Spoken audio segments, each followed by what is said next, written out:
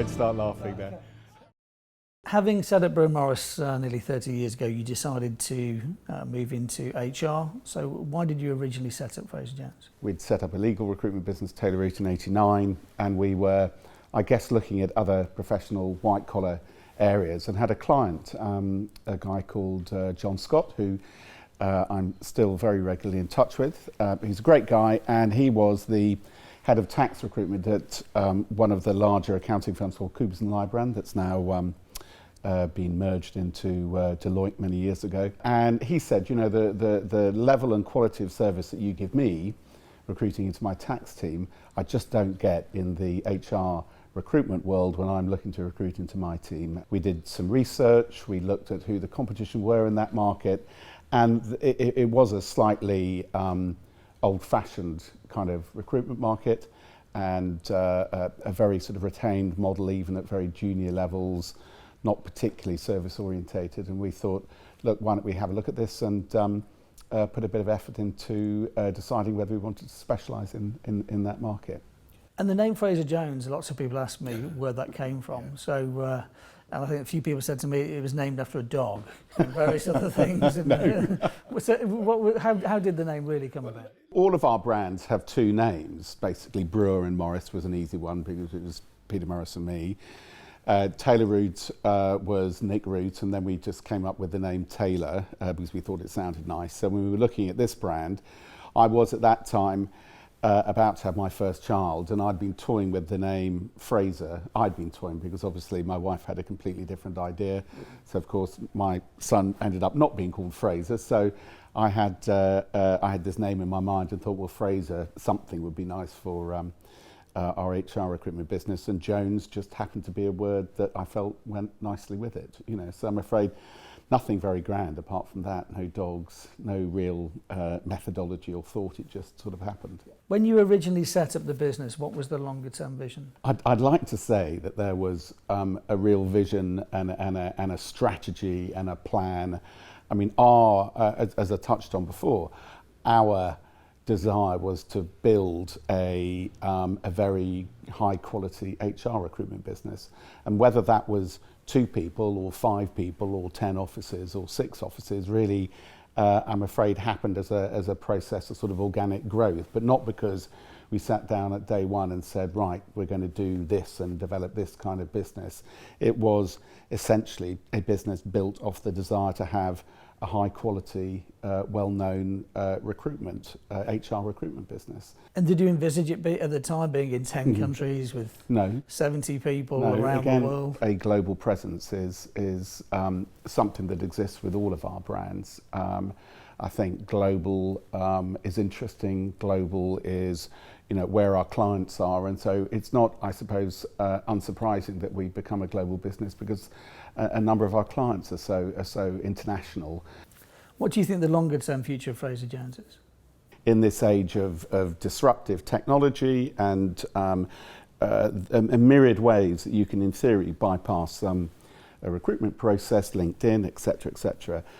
It's all about remaining, if I take the first part of that, it's about remaining relevant. That's what I believe the future of our style of recruitment. And that means delivering the perfect product at the perfect price and in the perfect time scale. And if you're going to do that, you're going to stay relevant. To move on to the aspect of Frazer Jones within the future of recruitment, I think that, as you'll know, we recently completed the acquisition of Maximum Management in New York, which is a surprisingly interesting acquisition for us in that the culture and way of working of Maximum Management matched ours absolutely 100%. And that acquisition in New York City gives us the opportunity to perhaps look over the next 3 to 5 years at how we expand in the US market, and that is a huge recruitment market, you know, 350 million people, largest legal services market in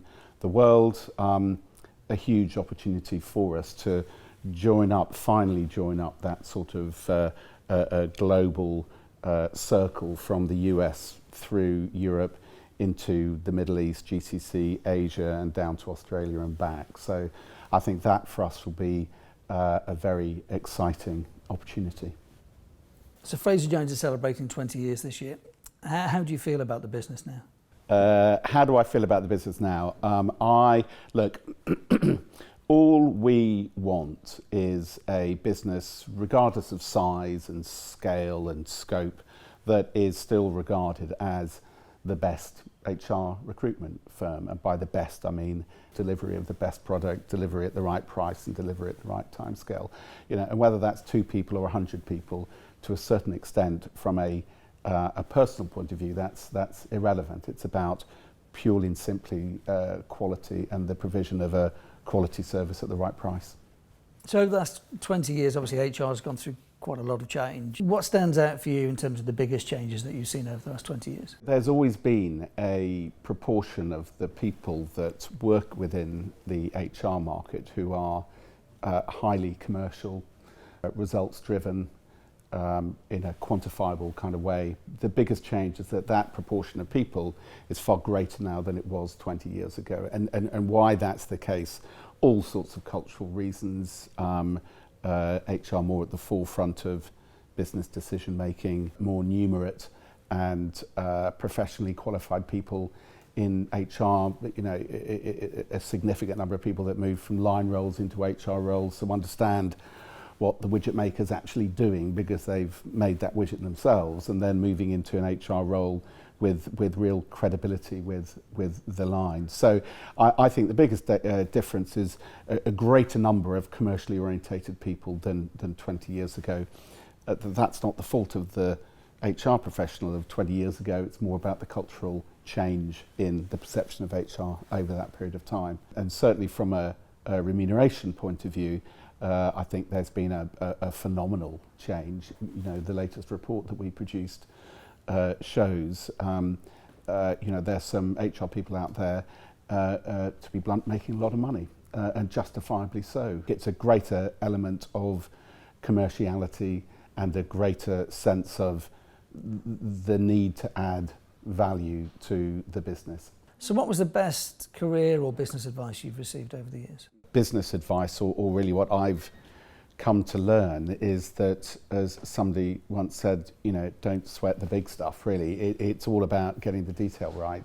Don't overcomplicate the issue, just do what you do really well, get the guy next door to you to do what they do really well, and if you keep on doing that around you, the big stuff's going to come together.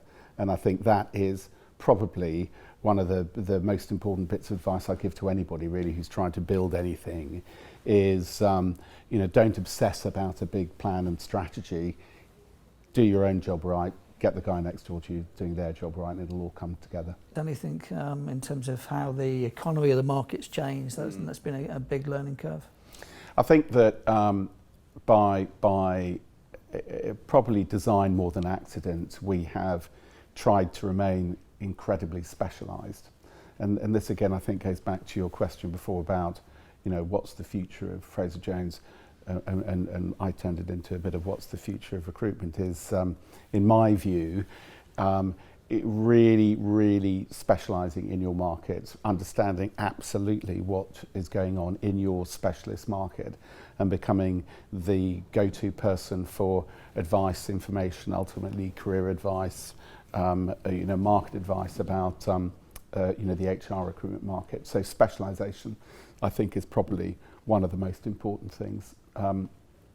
I think the more that buying options get more and more diverse in whatever it is, whether it's recruitment or high street or whatever, you want to go somewhere where you can get exactly what you want, and that's really what we want to be, the place that everybody goes to when they want to find out about HR recruitment. What has been your greatest achievement over the last 20 years, probably other than hiring the current management team you have within Frazer Jones, which I know we have an exceptional group of people now? What else has stood out? Apart from hiring you mean? From a very personal point of view, if you look at where we are now as a business, 300 people globally, 200 fee earners, offices in most of the major continents around the world, a workforce that stays longer with us than with other recruitment firms, an average age that's older than most other recruitment firms. It's about building a really high quality, sustainable business with fantastic people working with you. And I've been very lucky to work with really, really talented people who care as much about this as I do. And I think that caring aspect is what makes the people here actually so special. And that, for me, has always been a great privilege, actually. Thank you, Mark, for your time. Is there any final thoughts or observations you have? Just thank you, really. It's an unusual experience being interviewed. Normally I'm the interviewer, but I thought you did it very well. So I thought you did really well. Thanks very much. Thank you very much. Cheers.